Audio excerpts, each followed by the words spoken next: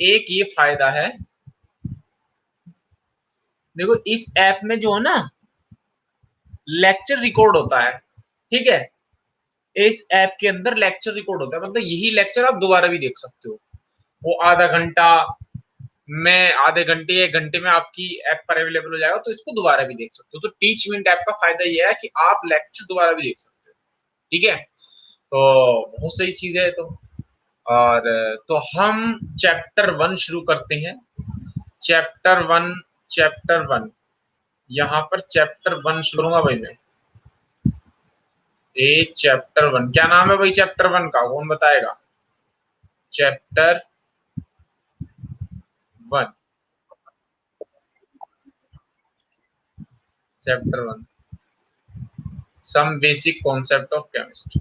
चलो, चैप्टर 1 जो है केमिस्ट्री के अंदर, उसका नाम है some basic concept, some basic concept of, some basic concept of chemistry, chemistry some basic concept, है ना। मेरे पास बुक है आपकी एनसीईआरटी की, ये बुक है आपके पास, आपके पास भी होगी। और चैप्टर का नाम है some basic concept of chemistry, ठीक है जी। इसमें मैं आपको शुरुआत करूंगा लॉ ऑफ केमिकल कॉम्बिनेशन, मतलब मैं जो आज चैप्टर की शुरुआत करने जा रहा हूँ, और मैं आपको बताऊंगा लॉ ऑफ केमिकल कॉम्बिनेशन क्या है जी। Law of, law of chemical, law of chemical combination, chemical combination के लॉ। सबसे पहले यहीं से शुरुआत करते हैं, लॉ ऑफ केमिकल कॉम्बिनेशन। देखो पहले इनका क्या मतलब है, समझो जी, समझो भाई। इनका मतलब ये है कि भाई, इनका मतलब सिर्फ और सिर्फ इतना सा है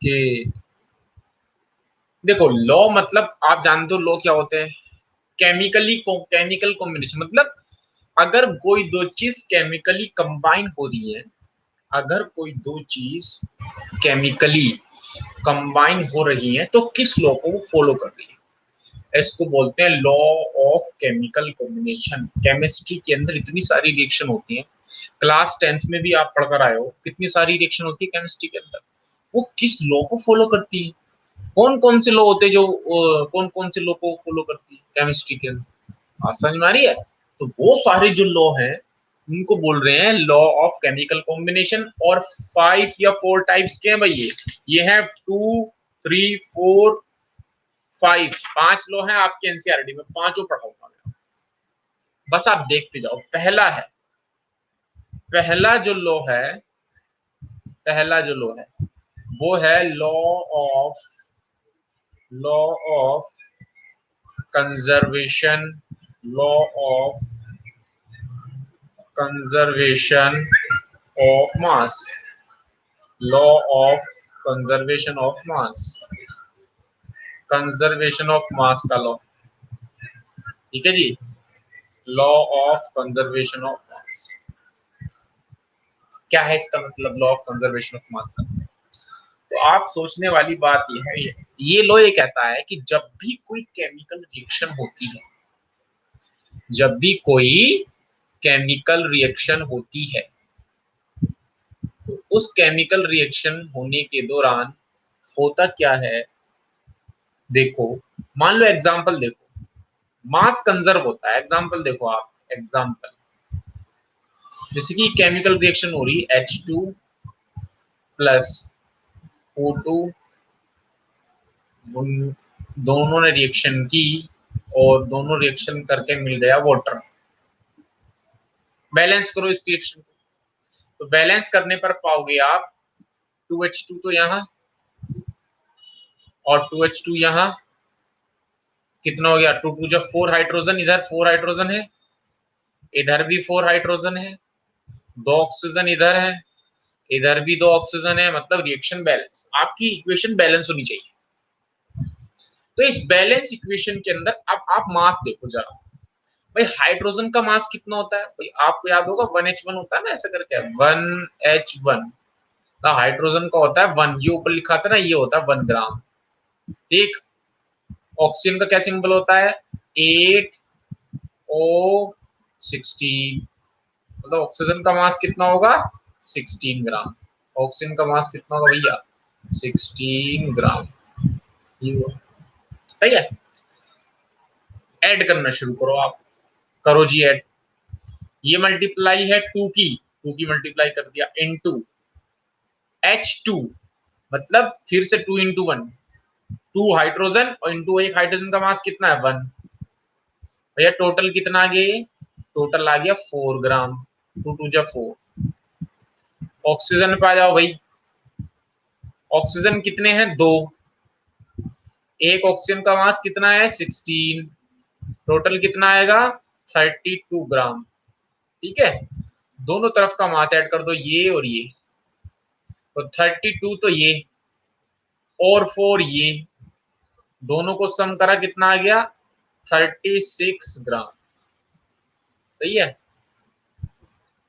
वाटर का मास कैसे निकालोगे भाई? वाटर का मास निकाल लो। 2 इंटू वाटर का निकालो। वाटर का ब्रैकेट में हाइड्रोजन 2 इंटू 1 प्लस ऑक्सीजन कितना? 16। ठीक है, तो कितना आ गया? 2 इंटू 16 और 2 18। 82 मल्टीप्लाई जाए 36। अब आप ज्यादा ध्यान से देखो।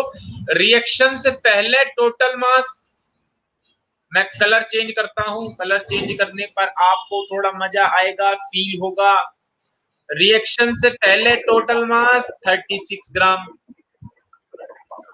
रिएक्शन के बाद कबीर अपना माइक ऑफ करो। कबीर हैं? रिकॉर्ड मैं कर रहा हूँ लेक्चर, आप नहीं करोगे। मैं लेक्चर रिकॉर्ड कर रहा हूँ, आपके ऐप पे 1 घंटे बाद अवेलेबल हो जाएगा। आपको कुछ नहीं करना, आपको कुछ नहीं करना, समझ रहे हो?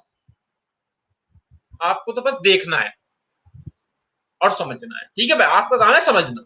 ये सारे काम मेरे काम है, ये मैं करता हूँ रिकॉर्ड, आप नहीं करोगे। ठीक है जी। क्यों भाई कबीर, समझ आई बात? हाँ। तो मुझे बताओ, रिएक्शन होने से पहले मास कितना था? 36 ग्राम। रिएक्शन होने के बाद पानी बना, अब कितना मास आया? 36 ग्राम। मुझे बताओ भाई, मास चेंज हुआ क्या? कौन बताएगा? देखो इसमें मैसेज का भी ऑप्शन है लास्ट। देखो कोने में मैसेज का ऑप्शन दिख रहा है, ये रहा। कॉर्नर में मैसेज का ऑप्शन भी आएगा, तो आप मैसेज भी कर सकते हो, बोल भी सकते हो, जो आपकी इच्छा है। ठीक है जी। मैसेज भी कर सकते हो और बोल भी सकते हो। तो ये है हमारा। हाँ। तो अब देखो लॉ क्या कहता है। लॉ यही तो कहता है भाई, लॉ यही तो कहता है कि कोई किसी भी केमिकल रिएक्शन में, रिएक्शन होने से पहले जो मास होता है और रिएक्शन होने के बाद जो मास होता है, वो दोनों क्या होते हैं? वो दोनों बराबर होते हैं। मतलब मास कंजर्व होता है। मास क्या होता है भाई? कंजर्व। इसलिए इसका नाम रखा है लॉ ऑफ कंजर्वेशन ऑफ मास। ठीक है। और ये जो लॉ है किसने दिया था? एंटोनी लेवोशियर। ये लॉ दिया था एंटोनी लेवोशियर ने, है ना। केमिस्ट्री के फादर हैं एंटोनी लेवोशियर। एंटोनी एंटोनी लेवोशियर ने ये लॉ दिया था। एंटोनी लेवोशियर, एंटोनी लेवोशियर ने लॉ दिया था, केमिस्ट्री के फादर। मेरी बात समझ में आ रही है? तो एंटोनी लेवोशियर ने लॉ दिया था, और लॉ कहता है कि किसी भी केमिकल रिएक्शन के दौरान रिएक्शन से बिफोर रिएक्टेंट का टोटल मास और प्रोडक्ट का मास बराबर होते हैं। रिएक्टेंट क्या है? जो लेफ्ट में है, मतलब H2 और O2, ये रिएक्टेंट। प्रोडक्ट क्या है? H2। मास क्या है? 36। टोटल रिएक्टेंट का कितना है? 36। बराबर है, बराबर है मतलब क्या है? इक्वल। बताओ भाई, ये पेज अगर क्लियर है, अगर ये बात आप सभी की क्लियर है, तो क्या मैं अगले वाला लॉ स्टार्ट करूं? हाँ ना का जवाब। हाँ पूछो।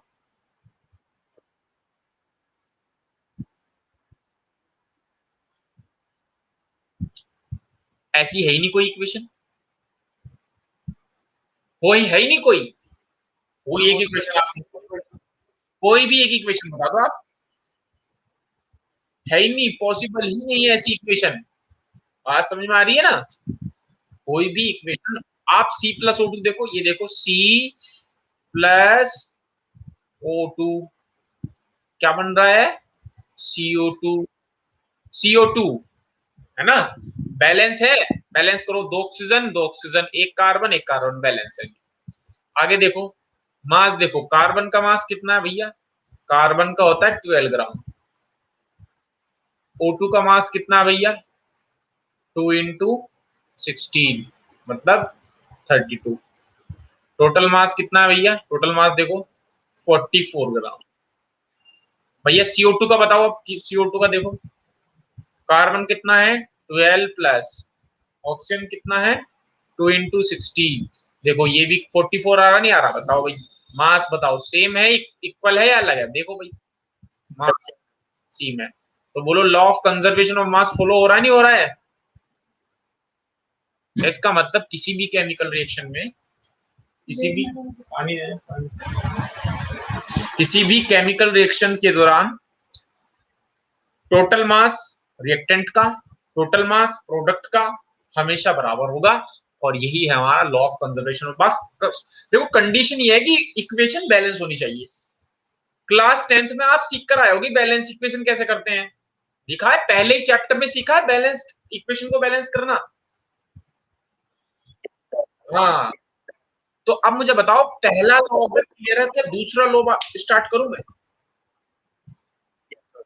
हाँ, डेफिनेशन तो भाई मैं बता ही रहा हूँ, डेफिनेशन मैंने बोली दी है कि लॉ, अच्छा मैं इसके नोट्स आपको भेज दूंगा, ठीक है? अगर आपको नोट्स चाहिए होंगे तो नोट्स भेज दूंगा जो मैं यहाँ पढ़ा रहा हूँ। और अगर नहीं चाहिए तो कोई बात नहीं, यहाँ पढ़ा ही रहा हूँ, ये लेक्चर रिकॉर्ड भी हो रहा, साथ साथ भी लिख सकते हैं आप, ऐसे करके आपकी कॉपी लेके बैठे साथ साथ लिखते चले।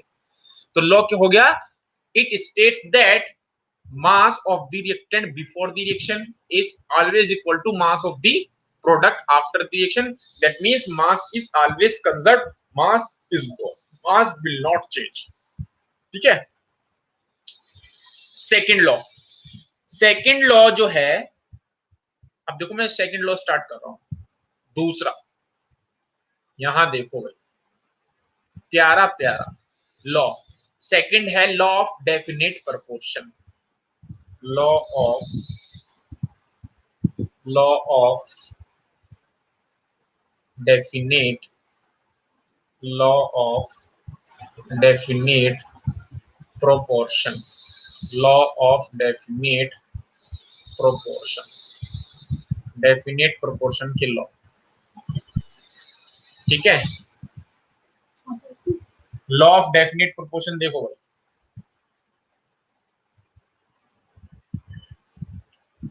इस, ये लॉ दिया था जोसेफ प्राउस्ट, जोसेफ प्राउस्ट नाम के एक साइंटिस्ट थे, उन्होंने दिया था, जोसेफ प्राउस्ट, है ना? Law of definite proportion, P for proportion, P for Proust, Proust नहीं देता, देखो कि क्या कहता है, कितना बेहतरीन लॉ है, प्यारा लॉ है एकदम बेहतरीन, है ना? मजा आ जाएगा लॉ पढ़ने में। देखो एक एग्जांपल से समझाने की कोशिश करता हूँ, मैं तो सारे लॉ आपको एग्जांपल समझा रहा हूँ भाई। पहला, पहले लॉ का भी मैंने एग्जांपल दिया था आपको, इस लॉ का भी मैं एग्जांपल दे रहा हूँ। एग्जांपल यहाँ पे देखो भाई, एग्जांपल ये कहता है कि भाई मान लो आपने कंपाउंड लिया वाटर H2, ठीक, हाइट एच वाटर के अंदर आप रेशो निकालो वेट का, इसके अंदर जितने भी एलिमेंट है, दो ही तो एलिमेंट है, एक तो हाइड्रोजन एक ऑक्सीजन। हाइड्रोजन कितने ग्राम है, 2 ग्राम रेशियो, ऑक्सीजन कितने ग्राम है, 16 ग्राम रेशियो। तो कितना आ जाएगा, 2 × 1 2 8 16, तो दोनों के वेट का रेशियो कितना आया, 1:8, ठीक। अब आप वाटर को दुनिया के किसी कोने से ले आए, मतलब वाटर का सोर्स चाहे कुछ भी हो, कहीं से भी आए उठा के, वाटर का सोर्स कुछ भी हो, पूरी दुनिया से ले आए, वाटर को आप लेक से ले आए, वाटर को आप सी से ले आए, एक वाटर को आप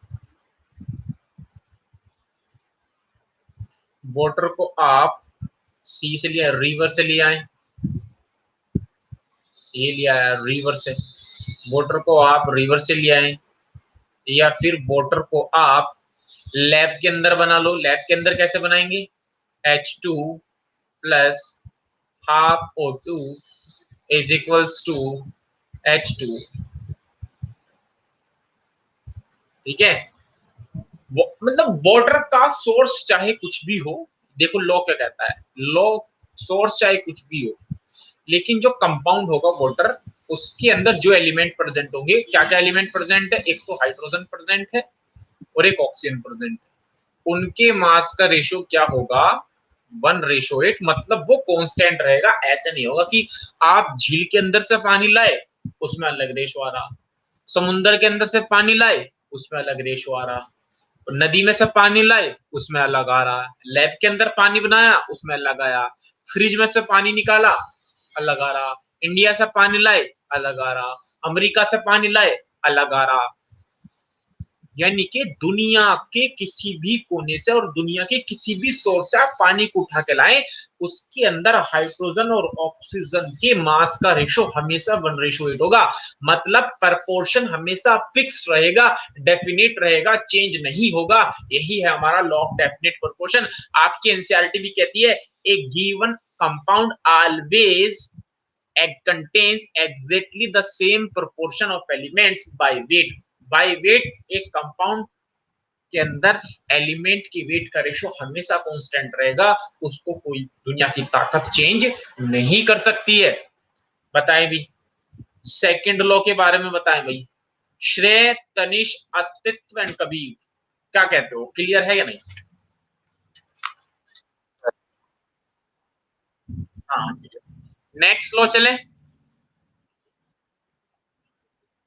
हाँ देखो डेफिनेशन, मैं बोल रहा हूँ definition, according to this law, लिखो चाहे आप, मैं डिक्टेट कर रहा हूं, अकॉर्डिंग टू दिस लॉ, देखो मैं डिक्टेट करता रहूंगा, डेफिनेशन आप लिखते रहना, ठीक है, ये सही रहेगा।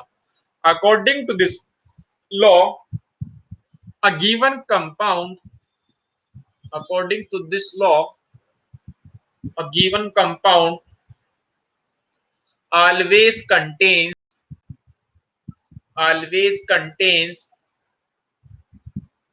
exactly the same proportion of elements, exactly the same proportion of elements by weight, by weight, irrespective of its source, irrespective of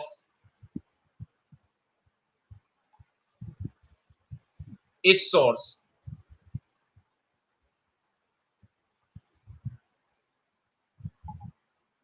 यानी कि कंपाउंड का सोर्स कुछ भी हो, उसके अंदर जितने भी एलिमेंट हैं, उनका अगर बाई वेट रेशियो लगोगे हमेशा कांस्टेंट आएगा। बताए भाई, सबने डेफिनेशन लिख ली क्या? हैं? अच्छा एक बार रिपीट कर दे रहा हूं मैं, according to this law, a given compound always contains exactly the same proportion of elements by weight, irrespective of its source, its source, irrespective of its source of preparation। ऐसे लिखना, irrespective of its source of preparation।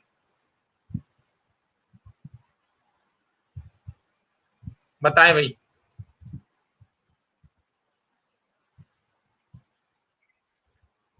आगे चले। बाकी सारी चीज आपकी screen पर लिखी होंगी, नोट कर लेना। देखो लेक्चर रिकॉर्ड हो रहा है, ना समझ आए, कोई चीज रह जाए तो दोबारा भी देख सकते हो। 1 घंटे बाद, तकरीबन 1 घंटे बाद ये आपके ऐप पे अवेलेबल हो जाएगा, मैं स्क्रीनशॉट खींच के भेज दूंगा चाहे आपको, ठीक है भाई, ग्रुप के अंदर। ठीक है जी, नेक्स्ट लो पे चले क्या? चलो, थर्ड लॉ है हमारा तीसरा law.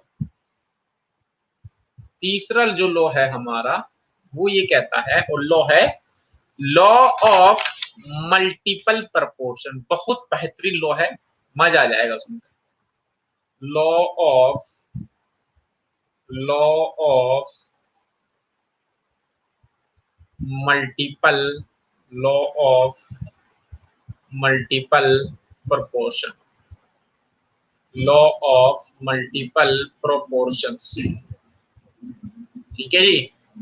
Law of multiple proportion क्या मतलब है भाई इसका? इसका मतलब ये समझो, पहले इस लॉ को समझे, फिर इसकी डेफिनेशन में डिक्टेट कर दूंगा, है ना?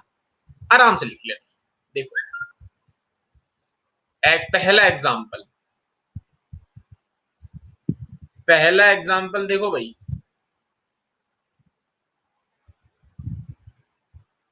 एग्जाम्पल नंबर 1, आप हाइड्रोजन एंड ऑक्सीजन दो एलिमेंट लें। हाइड्रोजन एंड ऑक्सीजन दो एलिमेंट को एज्यूम करें। सही।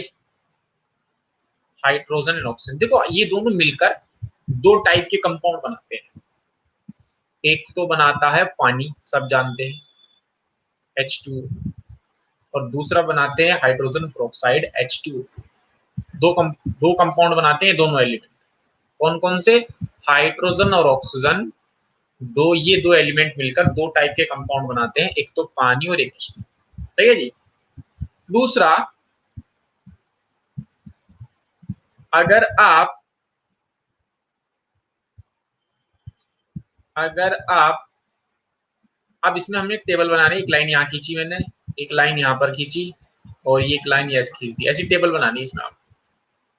और इधर लिख दूं मैं वेट ऑफ हाइड्रोजन, हाइड्रोजन का वेट। इधर लिख दूं मैं वेट ऑफ ऑक्सीजन, ऑक्सीजन का वेट। तो बताओ, हाइड्रोजन तो दो है, तो हाइड्रोजन का वेट कितना है भैया? 2 ग्राम। ऑक्सीजन एक है, इसका वेट कितना आया? 16 ग्राम। एक ऑक्सीजन का 16 ग्राम होगा ना। हाइड्रोजन दो है, इसका वेट कितना है? 2 ग्राम। ऑक्सीजन दो है, इसका वेट कितना होगा भाई? 16 टू 32 ग्राम। सही। अब देखो लो क्या कहता है, कितना बेहतरीन लो है।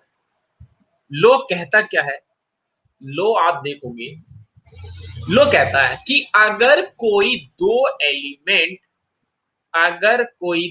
एलिमेंट मिल कंबाइन होकर दो या दो से ज्यादा कंपाउंड बना रहे हैं, उन कंपाउंड के अंदर अगर एक एलिमेंट की कंपोजिशन कांस्टेंट कर दी जाए, तो एक एलिमेंट की कंपोजिशन तो कांस्टेंट है, 2 ग्राम, यहाँ भी 2 ग्राम, यहाँ भी 2 ग्राम। तो जो दूसरा एलिमेंट बचेगा उसकी कंपोजिशन में अगर रेशो निकाला जाए, इसकी कंपोजिशन में जब हम रेशो निकालेंगे तो रेशो आएगा 16:32, और 16 × 1 = 1, 16 × 2 = 32, मतलब 1:2 आएगा। मतलब एक होल रेशो आएगा, सिंपल रेशो आएगा, हमेशा ही ऐसे ही आएगा। तो लॉ क्या कहता है कि अगर कोई दो एलिमेंट कंबाइन होकर दो या दो से ज्यादा कंपाउंड बनाते हैं, और उन कंपाउंड के अंदर एक एलिमेंट की कंपोजिशन को कांस्टेंट कर दिया जाए, तो जो दूसरा एलिमेंट बचेगा और उनकी कंपोजिशन में रेशो निकाला जाए, वो हमेशा एक होल रेशो आएगा, एक सिंपल रेशो आएगा, फ्रैक्शन में नहीं आएगा। तो बताओ, क्या लॉ ऑफ मल्टीपल प्रोपोर्शन आप सभी के क्लियर है नहीं है? फिर मैं इसकी डेफिनेशन डिक्टेट करूंगा, बताएं जी। एक एग्जांपल और, बहुत सही, एक और लो। सल्फर एंड ऑक्सीजन, ये दो एलिमेंट कंबाइन होकर दो कंपाउंड बनाते हैं। एक तो बनाते हैं SO2, एक बनाते हैं SO3। ये लाइन, ठीक है, लाइन थोड़ा टेढ़ी आ गई, ये लाइन खींच ली, ये लाइन खींच ली, और ये लाइन खींच ली। यहाँ है वेट ऑफ सल्फर, ठीक। यहाँ है वेट ऑफ ऑक्सीजन, ठीक है जी। तो सल्फर का वेट, जब बताओ सल्फर का, देखो सल्फर का मास होता है 32, सल्फर का सिंबल होता है 16, सल्फर 32, सल्फर का मास होता है 32, ये लिख दिया हमने 32 ग्राम। O2 का वेस, O2 का तो कितना होगा, 32 होता ही है, 32। सल्फर का मास 32 ग्राम। O3 का मास 48 ग्राम। अब आप सोचो, लॉ ऑफ मल्टीपल प्रोपोर्शन यहां भी वैलिड है। कैसे वैलिड है? अगर कोई दो एलिमेंट कंबाइन होकर दो या दो से ज्यादा कंपाउंड का फॉर्मेशन करते हैं और उन कंपाउंड के अंदर अगर एक एलिमेंट की कंपोजिशन को कांस्टेंट कर दिया जाए, ये कांस्टेंट कर रहा है, ये कांस्टेंट कर दिया कंपोजिशन को, ये कांस्टेंट कर दिया, तो जो दूसरा कंपाउंड बचेगा उसकी कंपोजिशन में रेशो अगर निकालू तो यहाँ पर रेशो कितना आएगा, 32 रेशो 48, यानी कि 16 टू जा 32, 16 3 जा 48, तो रेशो आ जाएगा 2:3। देखो ये भी एक सिंपल रेशो आया, नहीं आया? एग्जाम्पल नंबर 2, बताएं भाई।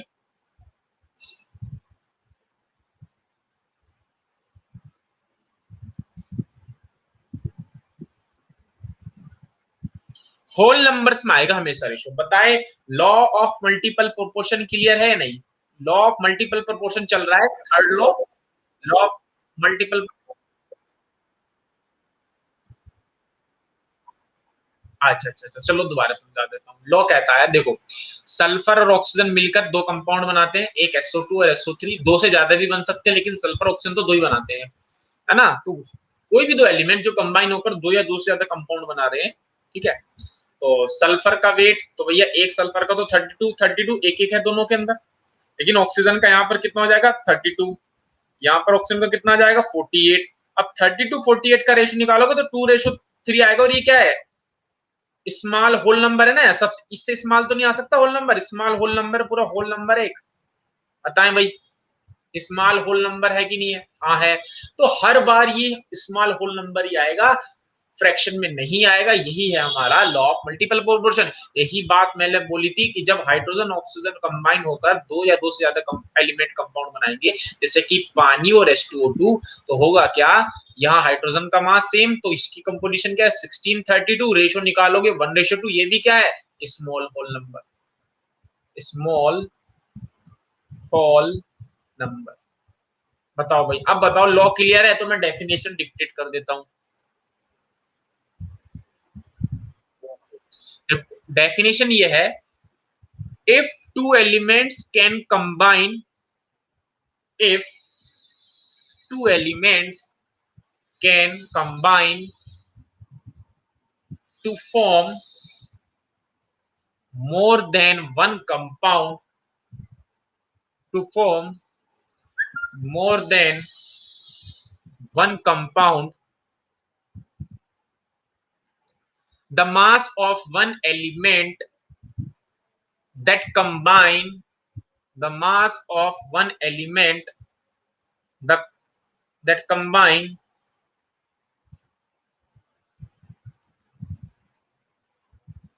that combine with a fixed mass of the, with a fixed mass of the other element are in the ratio of, are in the ratio of small whole numbers, are in the ratio of small whole numbers। बताएं जी, मेरी बात आप सभी की clear है नहीं है? हैं? ये लो दिया था डॉल्टन ने, लिख लें, ये वाला लिया देता, ये लो दिया था डॉल्टन ने, यहां पर लिख लेते हैं by Dalton, by Dalton, Dalton ने दिया था ये लो, ठीक है जी। बताएं।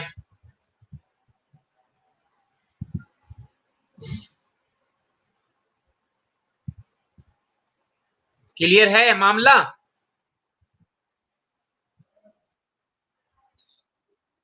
नेक्स्ट लो चलें।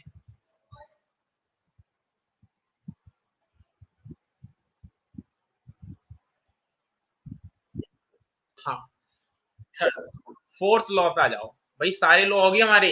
देखो मैंने स्टार्टिंग से अगर आप देखो, यहाँ से शुरू करा था आज हमने अपना lecture, some basic concept of chemistry. पहला लॉ पढ़ाया law of conservation of mass, दूसरा पढ़ाया, दूसरा ये एग्जांपल इसके, दूसरा पढ़ाया law of definite proportion by Joseph Proust, पहला वाला दिया गया था एंटोनी लेवोशियर, और तीसरा पढ़ाया लॉ ऑफ मल्टीपल प्रोपोर्शन। ये किसके द्वारा दिया गया था? ये किसके द्वारा दिया गया था भाई? ये दिया गया था डाल्टन। ठीक है जी। अब इसमें हमारा क्या है, अब हमने यहां पर लिया लॉ नंबर 4। और ये फोर्थ जो लॉ है उस पर जरा ध्यान दें।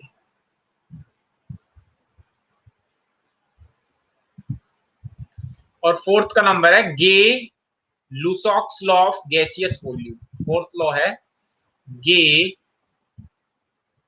लुसॉक Gay Lussac's law of gaseous Gay Lussac's law of gaseous volume. Gay Lussac's law of gaseous volume. ये रहा Gay Lussac's law of gaseous volume. ठीक है जी।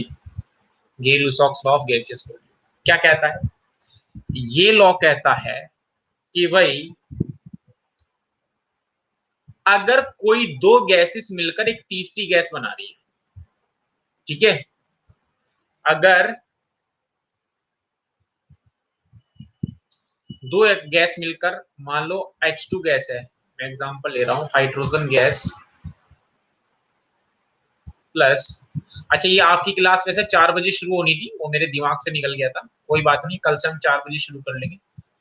ये अगर कोई दो गैस मिलकर कोई तीसरी गैस बना रही है, ये बन रही है, देखो तीनों गैस है इसमें, ये भी गैस है हाइड्रोजन क्लोराइड, Cl2 भी गैस है और हाइड्रोजन भी गैस है। सही है जी, तीनों ही क्या है? गैस। तो अगर कोई दो गैस मिलकर तीसरी गैस का फॉर्मेशन हो रहा है, तो हमेशा याद रखना कि तीनों गैस के अगर मैं वॉल्यूम का रेशियो लूं तो वो एक होल रेशियो आएगा। मतलब यहां जो है 1, वो क्या बता रहा है? मोल। क्या बता रहा है? मोल। लेकिन गैस के केस में ये मोल तो होगा ही, इसको हम वॉल्यूम लिख सकते हैं। मतलब यहाँ लिख सकता हूं मैं 1 वॉल्यूम, 1 मोल को 1 वॉल्यूम, इसका भी कितना? 1 वॉल्यूम, इसका कितना? 2 वॉल्यूम। ठीक, तीनों का रेशो निकाला तो ये आएगा 1:1:2। एक सिंपल रेशो आया, नहीं आया? और ये है गे-लुसॉक्स लॉ ऑफ गैसियस वॉल्यूम। अच्छा, 1 वॉल्यूम की जगह आप 1 लीटर ले लो, 1 ml ले लो, है ना, कुछ भी ले लो, लेकिन एक सिंपल रेशो ही निकल कर आएगा। और ये हमारा गे-लुसॉक्स लॉ ऑफ गैसियस वॉल्यूम। और टेम्परेचर और प्रेशर क्या होना चाहिए? फिक्स होना चाहिए। टेम्परेचर और प्रेशर क्या होना चाहिए? फिक्स। ऐसा नहीं कि टेम्परेचर प्रेशर आप चेंज कर रहे हैं, ये दोनों वैल्यू क्या होनी चाहिए? फिक्स होनी चाहिए। बताएं भाई, क्या मेरी बात आप सभी की क्लियर है या नहीं है? क्लियर है हिसाब किताब? हाँ भाई, देख लो जरा ध्यान से, ध्यान से आप देख लो और मुझे बताओ, क्या आप सभी के हिसाब किताब क्लियर है या नहीं है?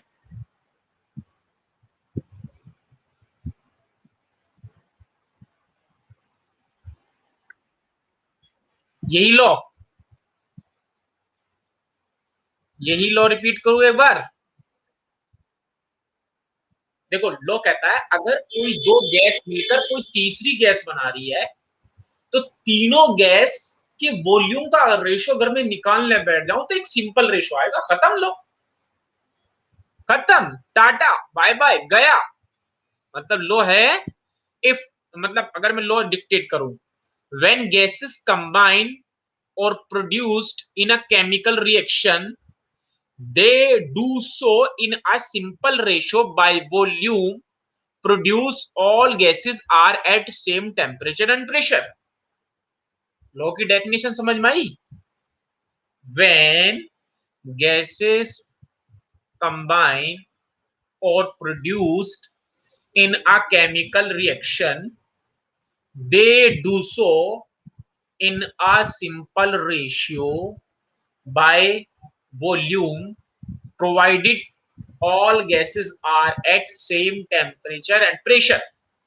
सारी गैसेस सेम टेम्परेचर और प्रेशर पर अगर सेम हो तो दो गैस मिलकर किसी तीसरी गैस बना रही है, तो सारी गैस का जब रेशियो लोगे तो एक सिंपल रेशियो आएगा भाई। अच्छा हाँ ओके। हाँ जी साक्षी, साक्षी क्लियर है?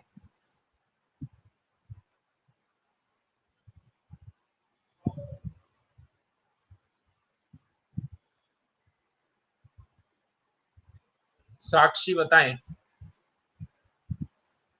साक्षी क्लियर है या नहीं है? हाँ बाकी बताएं भाई, अब बताओ जिस जो पूछ रहा था क्लियर है? बिल्कुल सही, बिल्कुल सही।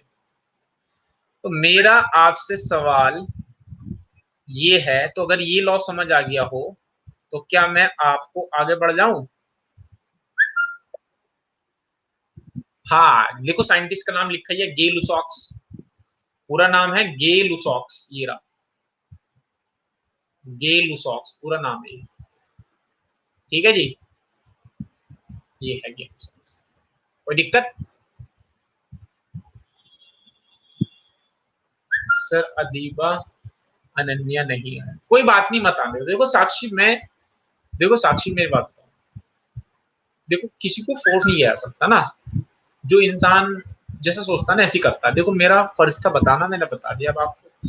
अब जिसकी जो मर्जी होगी वो करेगा, है ना, मर्जी होगी मतलब जैसा जो मैं हर इंसान को उसके हाल पे छोड़ देता हूँ। अच्छी बात यह है कि तुम मेरी बात मान रही हो, ये मैं अच्छी, मुझे अच्छा लग रहा है कि तुम मेरी बात मान, बस मैं जैसे मान रहा हूँ ऐसे करते जाओ। भाई तुम ये बताओ साक्षी, ईमानदार से बताओ, क्या मैं ज्यादा पढ़ाता हूँ? इन दो क्लास में तो बहुत कम पढ़ाता हूँ, तो कुछ धीरे धीरे पढ़ाता हूँ। ये 11th के इतने अच्छे बच्चे हैं, आज ही पहली बार बिल्कुल आराम चल रहे, तो ये क्लास तो करने में कोई टेंशन नहीं है। अरे आप ऑनलाइन क्लास भी कर रहे हो, कहीं और भी कर रहे हो, 10 जगह पढ़ रहे हो, तो टाइम कहाँ से मिलेगा? देखो मतलब मैं ये नहीं कहा कि मैं भी आप में अपने को अच्छा बता रहा हूँ, कहीं एक पढ़ो, कहीं भी पढ़ना एक जगह पढ़ो। चलो हाँ भाई, ये लॉ क्लियर है, तो लास्ट लॉ की बात करूं, एवोगैड्रोस लॉ है। अच्छा इसकी डेफिनेशन लिख लो फटाफट, फोर्थ वाले की। फोर्थ वाला है, when gases combine or produced in a chemical reaction, when gases combine or produced in a chemical reaction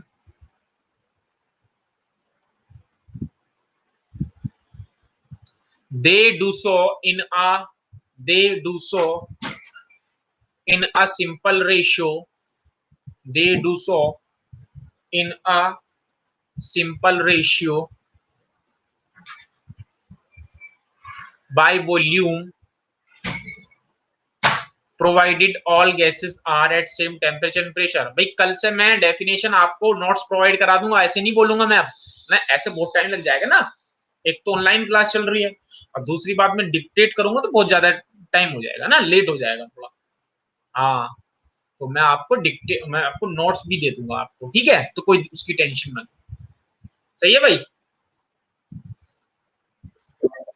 हाँ अब लॉस्ट लॉ रह गया है, लेकिन मैं इसको आप कल समझाऊंगा, ये सब बहुत टाइम वेस्ट हो रहा है। सही सही, तो कल से मैं आपको नोट्स दे दूंगा, लेकिन यहाँ लिख लिख के आपको समझा दूंगा, नोट्स डेफिनेशन बार बार नहीं बोलूंगा, ठीक है भाई? तो डेफिनेशन की आप चिंता ना करें, जो मैं लिखवा रहा बस वही फिलहाल वही लिखते चले जाएं, वही लिखे बस जो मैं लिखवा रहा हूँ, और बाकी डेफिनेशन नोट्स में आपके ग्रुप में भेज दूंगा, वहां से कर ले, ठीक? उससे टाइम वेस्ट नहीं होगा हमारा फालतू। तो आज तो अब मैं क्लास छोटी रहने देता हूँ, क्योंकि दूसरी क्लास भी है, क्लास 12 की क्लास है आपकी क्लास के बाद। कल हम 4 बजे शुरू करेंगे ये वाली क्लास, ठीक है भाई? हाँ हाँ चलो, क्लास लेक्चर रिकॉर्ड हो ही गया है, अब ना आप बाद में भी देख सकते हो। ओके।